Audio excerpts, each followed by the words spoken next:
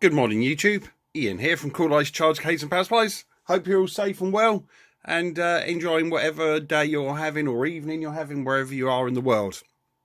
Anyway, without further ado, I have another charge case I'd like to show you. I will do my best to try and keep it short, sweet and to the point because I do know I can waffle on quite a bit about this. But anyway, let's move on. As you can see, we have a Max 430 case in this size actually, because this customer wanted a slightly smaller case. He already has one of mine using the Max 505, which from memory I think has got a PL8 Duo in it with the bump controller in the lid, but wanted a slightly smaller case, and ideally I wanted to go a little bit smaller, but in order to get the charger choice in there and the power supplies and storage for some leads and stuff, this was the smallest one that was really available at the time, so this is what I went for. So as you can see, it's an orange case. Let me open it up. This one is using an ISDT P30 again, and as you can see, it's obviously nestled there nice and neatly in the middle. As per normal now for me, it's got my usual 10mm polypropylene deck, and it's been left, as I would call, naked. There's no carbon fiber vinyl over the top and trimmed to suit, so of course you get to see all the details. So you can see obviously here then, for example, where I've got the M5 brass inserts to create a proper proper metal screw thread into the plastic. They're obviously sunk in there. Obviously there's 4 around here for the charger cradle. A few more here. These are specifically for wire clamps. Off the top of my head, they've got P-clips, plastic P-clips on the back holding wires. What else have we got here? So let's go in. Also, you've got the usual air inlet slots at the front, radial cooling fan slots at the rear, and in this case the radial fans are actually, you can just about see the label there, I think, from that one. They're, instead of being vertical to point straight up and suck it in, they're actually horizontal, mounted onto the back side of the deck, because obviously there isn't the depth in this case for the large 9733 radial fan, so they're obviously mounted here. And then I've got a 3D printed duct, and you can see their M5 inserts there, which they bolt into. So I've got a 3D printed duct that basically then guides the air round 90 degrees via a nice curved corner and then up and out. So again, that's replicated on both sides, and of course then there's the label on the bit on the fan on this side, because obviously they can't be flipped over or whatever, because the squirrel cage, if you want to call it that, is on the bottom side, sucking air out the case and out through the fan.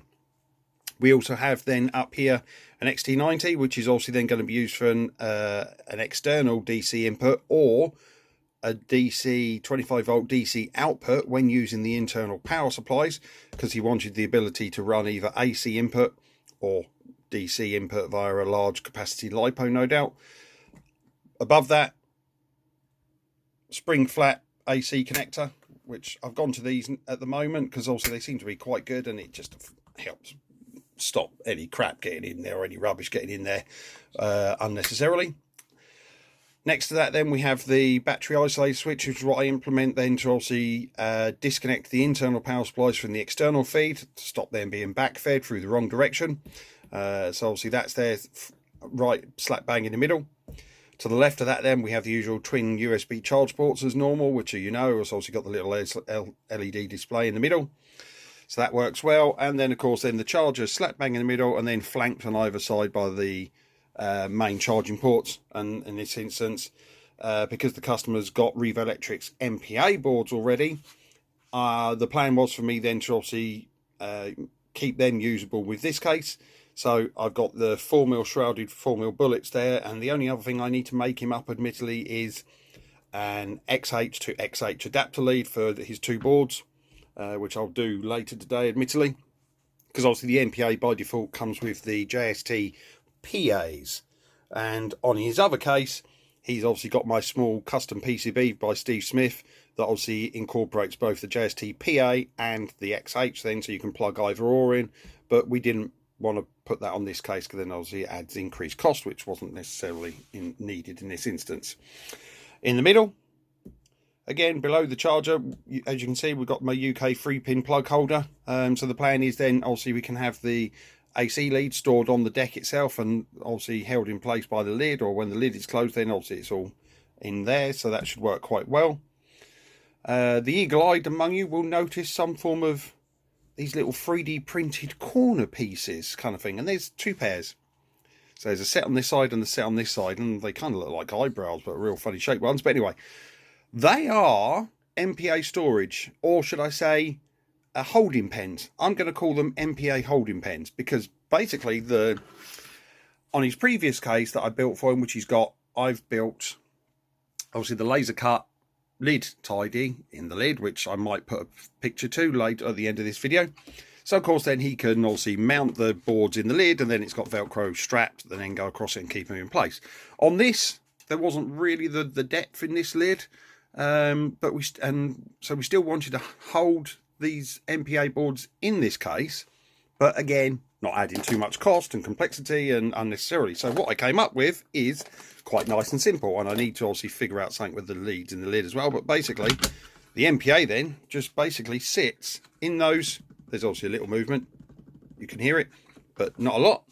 So the MPA obviously then just locates in these 4 corner pieces, and there's obviously a place on the other side for the second one. So literally what my plan is here, I'm going to have perhaps a little bit of foam in the lid maybe, and with the lid can obviously, with those boards then in place, the lid can close, but obviously the height of these boards is quite high, so with the lid closed they're not going to go very far. And obviously I've made these just high enough, if you like, to cover the end of the board. So yeah, the whole idea is customer then can use these boards with his other case that he's already got, or this case, and it all fits neatly inside this lid. So with 2 boards there, you can close the lid, AC lead here and coiled somewhere around here, and away he goes. So that's the plan. That's the plan with those, and also I can show you it on this side as well. It just literally just slides in, ever so slight little bit of movement there in it, but nothing to speak of. And of course then the lid will keep it closed. And I've, as you can see here, with the charge port out, or charging output port legend, obviously I've halved it kind of thing, so again I can have the board up against the connector holder there as well. So that was my datum point, if you like, and then I just made sure they were the same sort of distance away from the bottom edge of the deck. So that works quite well.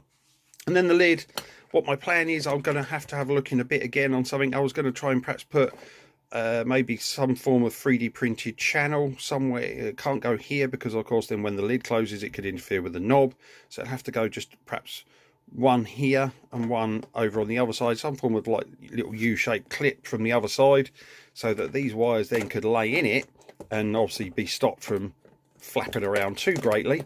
And of course then they'll be held in that kind of position, if you like, as you open and close the lid. So when you come to put these boards away, you literally just lay the wires in this little channel recess at the back, and then of course then mount the board, leave the board here, or place the board in this position and close the lid and wrap up for the day, and off you go home. So as you can see, it's nothing too fancy on this one, if you like, no logos or anything like that. But if I plug it in and turn it on, we do stick with the halo glow, if you want to call it that, of the LED strips underneath the deck. And again, that was another reason for leaving the deck naked, if you like, because it's obviously semi-translucent, or however you want to pronounce it.